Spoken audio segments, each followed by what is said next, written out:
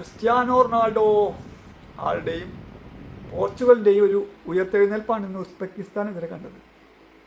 5-0 ഉസ്ബെക്കിസ്ഥാനെ നിലംപരിശാക്കിയ പ്രകടനമായിരുന്നു Portugal Cristiano റൊണാൾഡോയും നടത്തിയത്. 2 ഗോളോട് കൂടി ക്രിസ്ത്യാനോ റൊണാൾഡോ ടോപ്പ് സ്കോററായി. 1 ഗോൾ ലിയാവോ നേടി, 1 ഗോൾ ന്യൂനോ മെൻഡസ് നേടി, 1 ഗോൾ ഓൺ ഗോളുമായി അവർ ദാനം ചെയ്തു. 5-0 ഒരു ബിഗ് മാർജിൻ.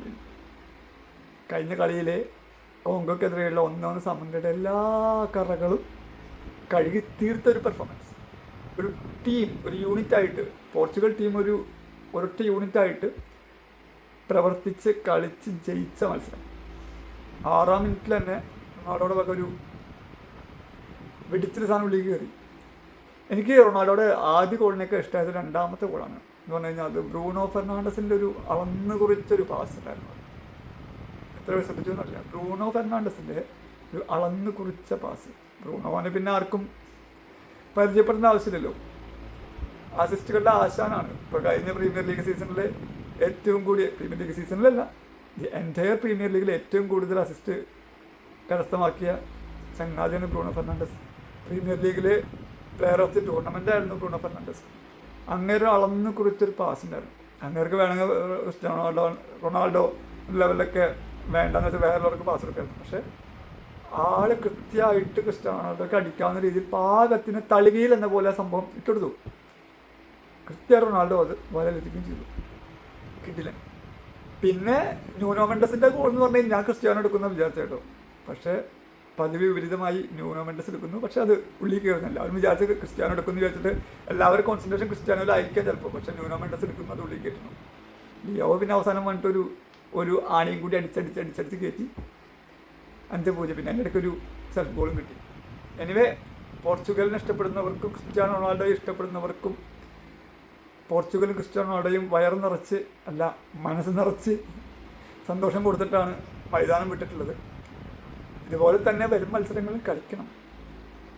അല്ലാതെ ഇൻഡിവിജ്വൽ ബ്രില്യൻസ് ആയിട്ടുള്ള കുറേ പേര് അതിലുണ്ട് വെച്ചിട്ട് ടീം ഒത്തിണക്കത്തിൽ കളിച്ചില്ലെങ്കിൽ ലോകകപ്പിലൊന്നും പിടിച്ചേക്കാൻ പോലും പറ്റില്ല.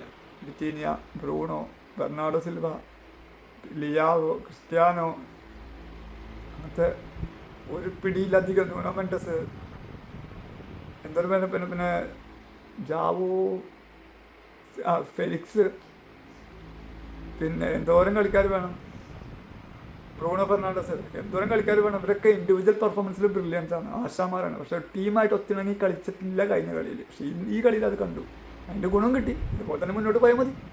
ക്രിസ്ത്യാനോ ഗോൾ അടിക്കാൻ വേണ്ടി അവിടെ നിൽക്കുമ്പോൾ അങ്ങേർക്ക് ഗോൾ ഇട്ട് കൊടുക്കുക എന്നുള്ളത് ഉത്തരവാദിത്തം ബാക്കിയുള്ള ടീമുകളുടെയാണ്. അർജൻറ്റീനയിൽ ബാക്കിയുള്ള അർജൻറ്റീന കളിക്കാൻ ചെയ്യണം എന്താ, അവരുടെ കയ്യിൽ ബോൾ കിട്ടുമ്പോൾ മെസ്സിയെ ലക്ഷ്യമാക്കി ഒരു ബോൾ കൊടുക്കുന്നു. മെസ്സി ക്രിസ്ത്യാനോ തലയിലാക്കുന്നില്ല. ഈ പണി തന്നെ ക്രിസ്ത്യാനോക്കുള്ളൂ. കഴിഞ്ഞ കളിയിൽ ഒരു വ്യത്യസ്തം കണ്ടത്, ക്രിസ്ത്യാനോ കഴിഞ്ഞ കളിയിൽ മിക്കവാറും ബോക്സിൻ്റെ ഉള്ളിലാണ് സ്ഥാനം. പക്ഷേ ഇപ്രാവശ്യം ഒന്ന് പിന്നിക്കിറങ്ങി വരുന്ന പോലെ എനിക്ക് തോന്നി. പിന്നിക്കിറങ്ങി വന്ന് ബോൾ റിസീവ് ചെയ്യുന്നു ലെവലിലേക്ക് തോന്നി. അതിന് മുമ്പത്തെ കോങ്കോക്കെതിരെയുള്ള മത്സരത്തിൻ്റെ 1-1 സമനിലയ്ക്ക് ശേഷത്തെ വീഡിയോയിൽ ഞാൻ സിയാറിനെ വിമർശിച്ചൊരു കാര്യം, ബോക്സിൽ നിന്നിട്ട് എനിക്ക് ബോൾ തരട്ടെ എന്ന് പറയുന്ന ഒരു സിയാറിനെയാണ് ഞാൻ പറഞ്ഞത്. പക്ഷേ ഇപ്രാവശ്യം കുറച്ച് വിപരീതമായി താഴേക്കിറങ്ങി വന്ന് ബോൾ പൊക്കിക്കൊണ്ട് പോകുന്ന ഒരു ക്രിസ്ത്യാനോ എവിടെയോ കണ്ട പോലെ എനിക്ക് തോന്നുന്നുണ്ട്. പക്ഷെ അത് മുന്നോട്ട് കൊണ്ടുപോകട്ടെ. പിന്നെ ബാക്കിയുള്ള കളിക്കാർ നിട്ടെടുത്ത പോലെ ബോൾ ഇട്ടെടുക്കുക. ബ്രൂണൊക്കെ ഇട്ടെടുത്ത ബോൾ കണ്ടു, അതുപോലൊക്കെ ബോൾ ഇട്ടെടുക്കുക. അങ്ങനെ ഗോൾ അടിക്കുന്നേ. 41 വയസ്സെന്ന് പറഞ്ഞാൽ ഏജ് ഇസ് ജസ്റ്റ് നമ്പർ. നാളെ പിന്നെയും തെളിയിച്ചുകൊണ്ടിരിക്കുക. ആൾക്ക് ഇപ്പോഴും ആ ഗോൾ അടിക്കാനൊക്കെ സാധിക്കും. നിങ്ങളൊന്ന് അവസരം കൊടുത്താൽ മതി. ഒറ്റയ്ക്കുള്ള കളിയല്ലല്ലോ ഇത്. ഇപ്പോൾ സിയാർ ഒറ്റയ്ക്ക് കളി ജയിപ്പിച്ചു എന്നൊന്നും പറയാൻ പറ്റില്ല. ടീമായിട്ടുള്ള വർക്കാണ്. പക്ഷേ സിയാർ എന്ന ഒരു ഇൻഡിവിജ്വൽ പ്ലെയർ ഉണ്ട്, അതിന് നമ്മൾ റെസ്പെക്ട് ചെയ്യണം. ടീമായിട്ട് കളിച്ച് കഴിഞ്ഞാൽ ലോകകപ്പൊക്കെ ഈസി ആയിട്ട് കിട്ടാവുന്നതാണ്. അതിനനുസരിച്ച് സ്കോഡില്ലേ, ബെഞ്ച് സ്ട്രെങ്ത്തും ഉണ്ട്, ഫസ്റ്റ് ലെവലുണ്ട് പോർച്ചുഗലിന്. തന്ത്രശാലിയായിട്ടുള്ളൊരു മോശമില്ലാത്ത കോച്ച് അവർക്കുണ്ട്. അപ്പോൾ ഈ ടീമിനെ ഒത്തിണക്കത്തോട് കൂടി കൊണ്ടുപോകാന്നുള്ള ഒരു ദൗത്യമാണ് കോച്ചിനുള്ളത്. ഒത്തിണക്കത്തോട് കളിക്കാൻ ഉത്തരവാദിത്തമാണ് പ്ലേയേഴ്സിനുള്ളത്. അപ്പോൾ എന്തായാലും ഇന്നത്തെ കളിയിൽ പോർച്ചുഗൽ 100 മാർക്ക്. ഇതേപോലെ തന്നെ ബാക്കിയുള്ള കളികളിലും പോട്ടെ.